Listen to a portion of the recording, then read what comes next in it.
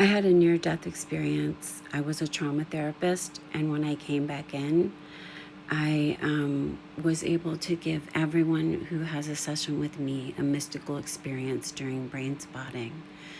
And so what I did is I took 3 years as an energy medicine healer. I was a psychology professor, a trauma therapist, a rape crisis counselor, sex therapist. And then I worked and I had to understand what happened during the near-death experience, because I see all of you with these divine sparks of light above your foreheads, and that you have auric fields that are gorgeous.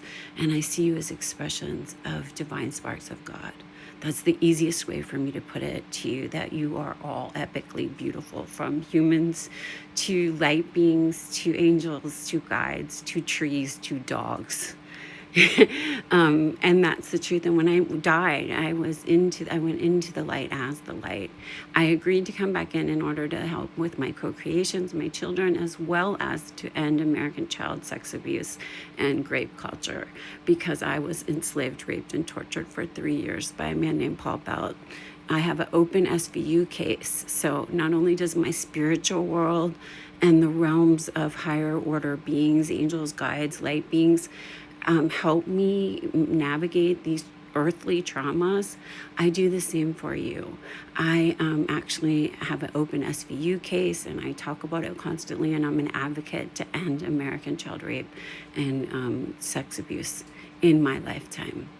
I wrote a book called Making Darkness Visible. You'll love it. It comes out later this year, and it is a tool. It's a blueprint. Like, instead of the body keeps the score, it takes it 1,000,000 times deeper, and it adds neuroscience, Navy SEAL training, pull comp challenge training, and then the Melchizedek attunements, so that you are getting body, mind, soul attunements, so that you can shift and rewire your brain in the truth of your divinity, that we are all sparks of God. I might see you as that.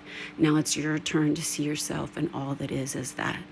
And I do that by giving you that space in between, removing you away from fear or survival mode into that place where it's a holy, sacred space, and I'm a portal, and I hold your hand until you move into the upper rooms, and there you meet your guides and your angels and your divine light beings, and then you know yourself as a higher expression of God in field and form and in presence and being.